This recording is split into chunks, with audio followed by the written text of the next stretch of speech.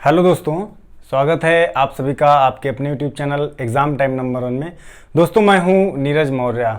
दोस्तों आज हम लोग बात करेंगे वैदिक सभ्यता टॉपिक के बारे में। इससे पहले आपको हमारे चैनल के माध्यम से सिंधु घाटी सभ्यता के बारे में बताया गया था। तो सिंधु घाटी सभ्यता से रिलेटेड आपको 4 वीडियो हमारे चैनल के माध्यम से मिल चुके हैं। तो जिसमें से बताया गया था कि सिंधु घाटी सभ्यता का जो है उद्भव कहाँ से शुरू हुआ था और इसमें ड्यूरेशन में कैसे क्या था, और जितने भी इसमें सभ्यता में जो जो चीज़ बताया गया था वो मैप के माध्यम से बताया गया था, और इसकी विशेषताएं कैसे क्या थी, है ना। और इसमें भी जो है जितने भी आपके सिंधु घाटी सभ्यता से रिलेटेड जितने भी आपके महत्वपूर्ण जो इम्पोर्टेंट फैक्ट थे उनको बताया गया। दोस्तों आज हम लोग बात करेंगे वैदिक सभ्यता जो है टॉपिक के बारे में। आपको पता है कि सिंधु घाटी सभ्यता के बाद काफ़ी समय बाद जो है वैदिक सभ्यता का जो है उद्भव हुआ था। तो वैदिक सभ्यता एक ऐसी सभ्यता है जिसे जो है 1500 BC से 600 BC तक जो है ड्यूरेशन में इसको रखा गया था, और इसको वैदिक सभ्यता को 2 भागों में जो है विभाजित किया गया है। पहला माना जाता है आपका पूर्व वैदिक काल और दूसरा माना जाता है उत्तर वैदिक काल। मतलब पूर्व वैदिक काल आपका माना जाता है और दूसरा उत्तर वैदिक काल माना जाता है। पूर्व वैदिक काल आपका जो है 1500 से 1000 BC तक रहता है, और उत्तर वैदिक काल 1000 BC से 600 BC तक इसको माना जाता है। अच्छा, ये वैदिक काल का मतलब इसको वेदों से लिया गया है। कहने का मतलब जो वेद है उसी वेद के अनुसार इसको रखा गया है। और हम लोग समझेंगे यहाँ से कि जो वेद है, वेद हमारे आपको पता है 4 हैं, ऋग्वेद, सामवेद, यजुर्वेद और अथर्ववेद, जिसमें से इन चारों वेदों के बारे में आपको बताया जाएगा अभी इस वीडियो के माध्यम से। तो जितने भी चीज़ें इसमें इंक्लूड की गई हैं इस वीडियो में, वो सारी चीज़ें आपके एग्ज़ाम पॉइंट्स ऑफ व्यू के अकॉर्डिंग ही यहाँ पर रखा गया है। कहने का मतलब यहाँ पर जो सिंधु घाटी सभ्यता में पहले बताया गया था कि वहाँ के सिंधु घाटी सभ्यता के जो लोग थे उनका रहन सहन कैसा था, उनका जो है नगरीय सभ्यता थी, और जो सारी चीज़ें बताई गई थी। अब उसी के बाद का वीडियो जो है अब इसमें हम लोग डिस्कस करेंगे कि जिसमें से जो हमारी वैदिक सभ्यता है, इस वैदिक सभ्यता में जो है लोगों का रहन सहन कैसे क्या है, और इन सारी चीज़ों के बारे में हम लोग वीडियो में डिस्कस करेंगे। तो वीडियो को स्टार्ट करते हैं, और वीडियो को स्टार्ट करने से पहले चैनल को सब्सक्राइब जरूर कर दीजिएगा अगर आप चैनल पर नए हैं, और लाइक जरूर कर दीजिएगा। चलिए देखिएगा, स्टार्ट करते हैं। परिचय में अगर हम बात करेंगे तो हमारा जो है वैदिक सभ्यता को 2 भागों में यहाँ पर विभाजित किया गया है। पहला हमारा है पूर्व वैदिक काल। क्या है? पूर्व वैदिक काल। पूर्व वैदिक काल का जो ड्यूरेशन है, जो समयावधि है, वो 1500 BC से 1000 BC तक इसकी समयावधि है। उत्तर वैदिक काल आपका जो है 1000 BC से 600 BC तक इसको रखा गया है। अब अगर हम बात करें यहाँ पर वैदिक शब्द क्या है, तो वैदिक शब्द सबसे पहले देखिए, वैदिक शब्द वेद से बना है। वैदिक शब्द आपका जो है वो वेद से बना है। किससे बना है? वेद से। और इसका अर्थ होता है ज्ञान। क्या होता है? ज्ञान। वैदिक शब्द जो है वो वेद से बना हुआ है और इसका अर्थ होता है ज्ञान। और वेद आपके 4 प्रकार के होते हैं, ऋग्वेद, सामवेद, यजुर्वेद और अथर्ववेद। यहाँ पर ध्यान दीजिएगा, अगर हम वैदिक सभ्यता के निर्माता की बात करें तो वैदिक सभ्यता के निर्माता को जो है आर्य को माना गया है। तो यहाँ से देखिएगा कि आर्य जो है वैदिक सभ्यता का निर्माण किए, वैदिक सभ्यता की खोज किए थे। तो इसी अकॉर्डिंग यहाँ से जो है इनको हमको साथ में लेकर चलना है। तो निर्माता की अगर हम बात करेंगे तो आर्य जो है संस्कृत शब्द है। आर्य आपका कौन सा शब्द है? संस्कृत शब्द है, और जिसका अर्थ होता है श्रेष्ठ। क्या होता है? श्रेष्ठ। या श्रेष्ठ को हम क्या कहते हैं? मतलब वो जो आर्य थे वो मतलब ऐसा नहीं है कि वो आर्य वहाँ पर आपके पैसा रुपए से श्रेष्ठ थे या समाज में श्रेष्ठ थे, ऐसा नहीं। वो लोग जो है भाषा के आधार पर श्रेष्ठ थे। भाषा के आधार पर वहाँ वो लोग जो है महान थे। अब हम लोग बात करेंगे इनके मूल निवास की। किसकी बात करेंगे? मूल निवास की। तो मूल निवास का मतलब यह है कि ये जो आर्य थे कहाँ से आए थे, कैसे जो है यहाँ पर आकर जो है वैदिक सभ्यता का निर्माण किए और यहाँ पर कैसे क्या किए, इसके बारे में देखते हैं थोड़ा सा। जो है मूल निवास के बारे में अगर हम बात करेंगे तो यहाँ मैक्स मूलर के तर्क के अनुसार अगर हम बात करें, यहाँ पर जो आर्य थे वो आर्य मध्य एशिया से आए हुए थे। ये जो है मैक्स मूलर का कहना है कि मैक्स मूलर जी कहते हैं कि जो आर्य आए थे इंडिया में या जो है वैदिक सभ्यता में आए थे, ये जो है मध्य एशिया से आए थे। ठीक, यहीं पर अगर हम डॉक्टर संपूर्णानंद जी की बात को, तथ्य को रखा जाए तो इन्होंने कहा आल्पस पर्वत से आए थे।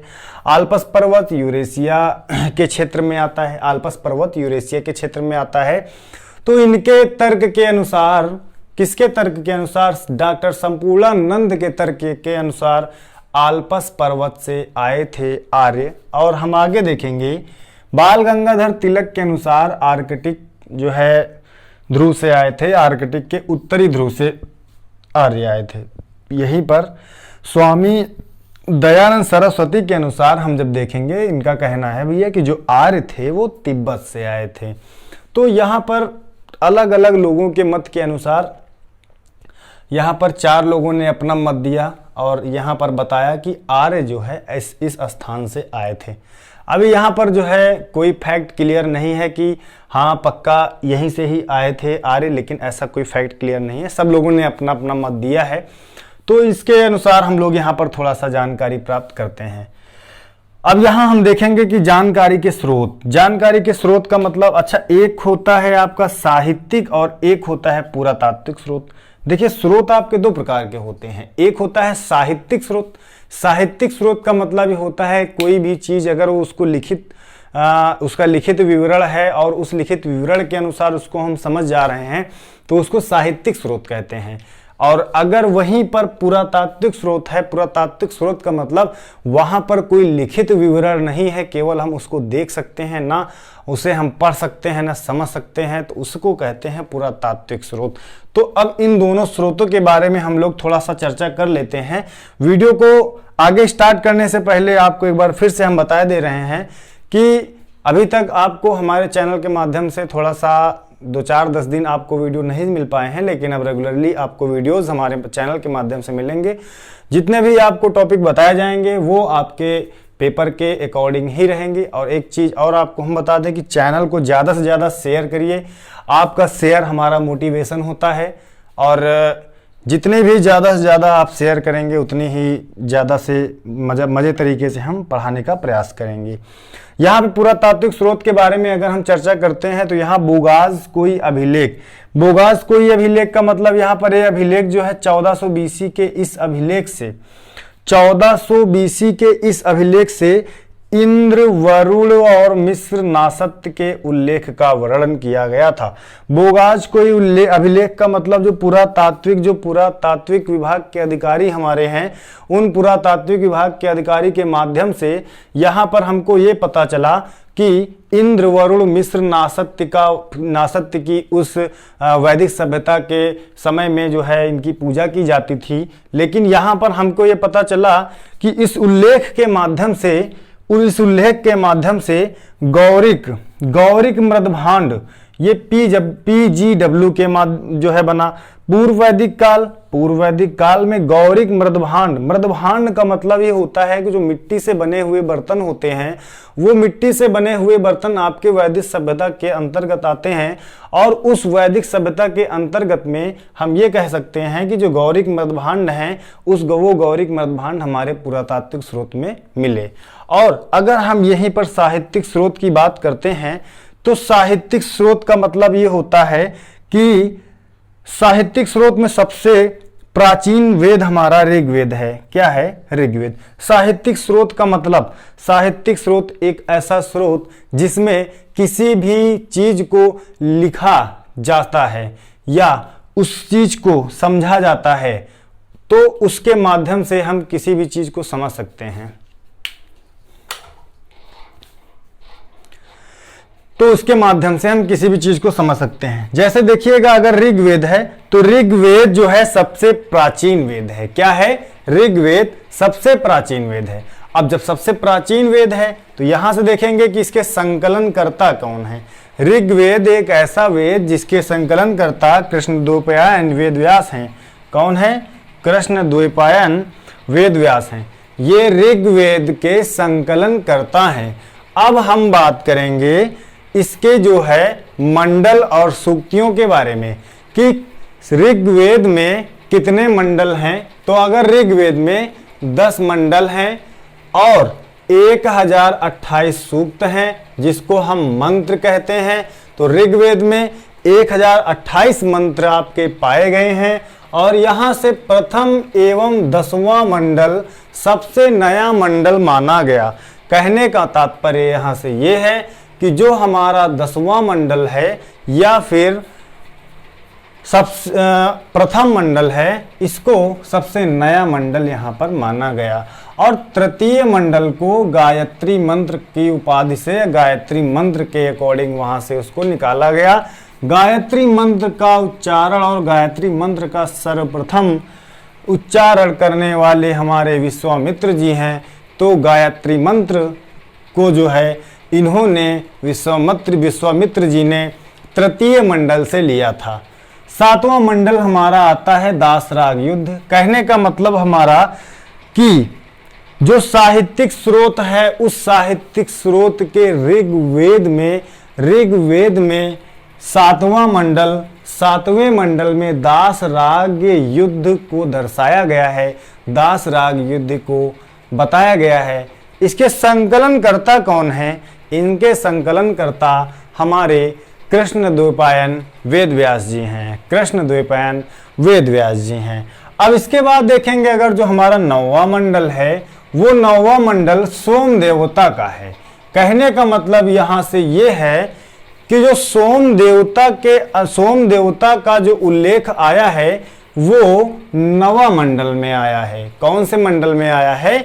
9वें मंडल में सोम देवता का उल्लेख आया है। अब हम बात करेंगे 10वें मंडल की। तो 10वां मंडल एक ऐसा मंडल जिसमें किसी भी जो है व्यक्ति या किसी भी विशेष का कोई इसमें नहीं दर्शाया गया है। अब देखिए यहाँ से आपका ऋग्वेद खत्म होता है। ऋग्वेद के बाद आता है आपका सामवेद। सामवेद को संगीत का वेद कहा जाता है। सामवेद को संगीत का वेद कहा जाता है। यहीं से 7 स्वरों का सर्वप्रथम उल्लेख हुआ था या सर्वप्रथम प्रयोग किया गया था। आपको हम बता दें कि यजुर्वेद जो है यज्ञ के विधियों का वर्णन, यजुर्वेद एक ऐसा वेद जिसमें किसी भी यज्ञ के विधियों का वर्णन किया जाता था और इसमें गद्य एवं पद्य दोनों का वेद माना जाता है। अगर क्वेश्चन आपका बनता है कि सामवेद संगीत का वेद है, क्वेश्चन आपका बनता है संगीत का वेद 7 स्वरों का सर्वप्रथम प्रयोग करने वाला कौन सा वेद है, तो आपको यहाँ से समझ में आ जाना चाहिए कि सामवेद एक ऐसा वेद है जिसमें संगीत का वेद यहाँ पर जो है किया गया था। संगीत का वेद 7 स्वरों का सर्वप्रथम प्रयोग किया गया था। यहीं से आपका आता है अथर्ववेद। अथर्ववेद एक ऐसा वेद जिसमें जादू टोना वशीकरण आदि का वेद अथर्ववेद कहलाता है। आपको हम यहाँ से बता दें कि अथर्ववेद को ब्रह्मवेद कहा जाता है। अथर्ववेद को ब्रह्मवेद कहा जाता है और ब्रह्मवेद का मतलब होता है श्रेष्ठ वेद या महान वेद। क्या कहा जाता है? श्रेष्ठ वेद या महान वेद। अभी ये आपका वैदिक सभ्यता का फर्स्ट पार्ट का वीडियो है और वैदिक इसी के वीडियो के जस्ट बाद आपको वैदिक सभ्यता का सेकंड पार्ट आपको मिलेगा। यहाँ से अब हम बात करेंगे कि जो ऋग्वेद है, सामवेद, यजुर्वेद, अथर्ववेद, इसको हम किस अकॉर्डिंग रखते हैं, मतलब उद्यता के आधार पर और उपवेद के आधार पर हम इसको समझेंगे। यहाँ से आपका क्वेश्चन में जो है पेपर में क्वेश्चन बनता है कि ऋग्वेद को उद्यता के अनुसार इसको होत्र कहा जाता है और उपवेद में इसको आयुर्वेद कहा जाता है और सामवेद उद्गाता और गंधर्व वेद, इसमें उपवेद में गंधर्व वेद आता है। यजुर्वेद उद्यता में अथर्ववेद आता है और यजुर्वेद उपवेद में धनुर्वेद आता है। अगर हम अथर्ववेद की बात करते हैं तो उद्यता जो है ये ब्रह्मा के उपलक्ष्य में आता है और अगर हम अथर्ववेद की बात करेंगे उपवेद में तो ये शिल्प वेद के अंतर्गत आता है। अब यहाँ से कुछ हम उपनिषद और उसके आरण्यक को समझ लेते हैं। तो यहाँ से हमारा ऋग्वेद जो है, ऋग्वेद कौशितकी ऐतरेय, कौन सा है? ऋग्वेद कौशितकी ऐतरेय है। और उसके बाद देखिएगा सामवेद, सामवेद का केन छांदोन्य है। और यजुर्वेद हमारा तैत्रीय मैत्रायणी है। और अथर्ववेद मांडुक्य प्रश्न मुंडक है। अगर हम आरण्यक की बात करते हैं तो ऋग्वेद में हमारा कौशितकी ऐतरेय ही आरण्यक के अंतर्गत आता है। सामवेद हमारा जैमिनीय छांदोग्य के अंतर्गत आता है। और हमारा यजुर्वेद जो है वो तैतीय शतपथ के अंतर्गत आता है। अथर्ववेद का कोई भी आरण्यक नहीं है, अथर्ववेद का कोई भी आरण्यक नहीं है। उम्मीद करते हैं आपको ये वीडियो अच्छा लगा होगा। आपको जितनी भी चीज़ें इसमें बताई गई हैं वीडियो के माध्यम से आपको समझ में आ गया होगा। हम आपसे आशा करते हैं कि आप चैनल को ज़्यादा से ज़्यादा शेयर करेंगे और यहाँ से जितनी भी चीज़ें बताई गई हैं एक बार रिकॉल कर लेते हैं, फिर उसके बाद हम जो है देखते हैं आगे। सबसे पहले हमने बताया कि वैदिक सभ्यता को दो भागों में यहाँ पर डिविजिबल किया गया है। वैदिक सभ्यता 1500 से 1000 बीसी, इसको पूर्व वैदिक काल कहा जाता है। उत्तर वैदिक काल 1000 बीसी से 600 बीसी तक, इसको उत्तर वैदिक काल कहा जाता है। वैदिक शब्द यानी कि वैदिक शब्द वेद से मिलकर बना है, वेद से बना है। और वेद का अर्थ होता है ज्ञान। क्या होता है? ज्ञान। यहाँ से निर्माता, अगर निर्माता की बात करेंगे तो वैदिक सभ्यता के निर्माता जो है आर्य को माना जाता है। आर्य एक संस्कृत शब्द है जिसका अर्थ है श्रेष्ठ। क्या है? श्रेष्ठ, महान है। क्या है? महान। ये भाषा के आधार पर, आर्य भाषा के आधार पर महान थे। मूल निवास मतलब ये कहाँ के निवासी थे, कैसे आए थे, इसके बारे में थोड़ा सा डिस्कस किया जाएगा। तो मैक्स मूलर मध्य एशिया, मैक्स मूलर के अकॉर्डिंग जो आर्य थे वो मध्य एशिया से आए थे। संपूर्णानंद के अकॉर्डिंग आल्पस पर्वत यूरेशिया से आए थे। बाल गंगाधर तिलक के अकॉर्डिंग अंटार्कटिका उत्तरी ध्रुव से आए थे। और स्वामी दयानंद सरस्वती के अकॉर्डिंग इनके कहने का मतलब ये है कि भैया जो आर्य थे वो तिब्बत से आए थे। जानकारी के स्रोत के लिए आपको हम बता दें कि यहाँ पर दो तरह के स्रोत आपको बताए गए। एक साहित्यिक स्रोत है और एक जो है पुरातात्विक स्रोत, जिसमें से साहित्यिक स्रोत के बारे में आपको बताया गया कि भैया जो साहित्यिक स्रोत है और जो पुरातात्विक स्रोत है दोनों को हम अच्छे समझ लेते हैं एक बार। बोगाज कोई अभिलेख, एक अभिलेख है बोगाज कोई, जिसका नाम है, ये 1400 बीसी के इस अभिलेख से इंद्र वरुण मिश्र नासत्य का उल्लेख हुआ। कहने का मतलब कि इंद्र वरुण मिश्र नासत्य के जो हमारे ये भगवान थे, इनको जिनकी पूजा की जाती थी, 1400 बीसी के अंतर्गत इसको जो है बताया गया वैदिक सभ्यता में। और यहाँ से जो है पूर्व वैदिक काल गौरिक मृदभांड मतलब जो है बर्तन मिले, मिट्टी के बर्तन मिले, जहाँ पर आपको वहाँ से समझ में आ जाएगा कि हाँ उतनी टाइम भी मिट्टी के बर्तन जो है बनाए जाते थे। साहित्यिक स्रोत की अगर हम बात करेंगे तो इसको 4 पार्ट में डिविजिबल किया गया है। ऋग्वेद, सामवेद, यजुर्वेद, अथर्ववेद। ऋग्वेद सबसे प्राचीन वेद है, संकलन करता है इसके कृष्णद्वैपायन वेद व्यास जी हैं। यहाँ से इसमें 10 मंडल, 1028 सूक्त और प्रथम एवं 10वां मंडल सबसे नया मंडल माना गया। तृतीय मंडल गायत्री मंत्र विश्वामित्र ने दिया। 7वां मंडल में दासराग युद्ध के बारे में बताया गया। 9वां मंडल में सोम देवता के बारे में बताया गया। 10वां मंडल में किसी के बारे में नहीं बताया गया। सामदेव संगीत का वेद, 7 स्वरों का सर्वप्रथम प्रयोग हुआ था। यजुर्वेद यज्ञ के विधियों का वर्णन गद्य एवं पद दोनों में हुआ था। अथर्ववेद जादू टोना वशीकरण आदि का वेद। अथर्ववेद को ब्रह्म वेद, श्रेष्ठ वेद कहा जाता है। सबसे बाद का वेद भी इसको कहा जाता है। अगर हम ऋग्वेद, सामवेद, यजुर्वेद, अथर्ववेद, इसके उदिता और उपवेद के बारे में बात करेंगे तो होत्र, उद्गाता, अधर्व्य और ब्रह्म ये उद्यता है। और उपवेद की बारे में बात करेंगे तो आयुर्वेद, गंधर्ववेद, धनुर्वेद और शिल्पवेद ये हमारे उपवेद हैं। अगर हम यहाँ पर बात करेंगे कि ऋग्वेद, सामवेद, यजुर्वेद, अथर्ववेद में उपनिषद और आरण्यक के, तो यहाँ से कौशितकी ऐतरेय, केन छांदोन्य, तैत्रीय मैत्रायणी, मांडुक्य प्रश्न मुंडक। और आरण्यक में अगर हम बात करेंगे तो कौशितकी ऐतरेय, जैमिनीय छांदोग्य और तैतीय शतपथ। और यहाँ से इसका जो आरण्यक है कोई नहीं है, वो अथर्ववेद का आरण्यक कोई नहीं है। आशा करते हैं वीडियो आपको समझ में आया होगा, अच्छा लगा होगा। वीडियो को लाइक जरूर करिएगा, शेयर जरूर करिएगा, ज़्यादा से ज़्यादा लोगों तक पहुंचाइएगा चेस चैनल को। और आपको हम बता दें कि वैदिक सभ्यता के जस्ट बाद वैदिक सभ्यता का फर्स्ट पार्ट था, अब आपको अगले वीडियो में सेकंड पार्ट मिलेगा। मिलते हैं फिर अगले वीडियो में। जो है वीडियो को सब्सक्राइब जरूर करिए।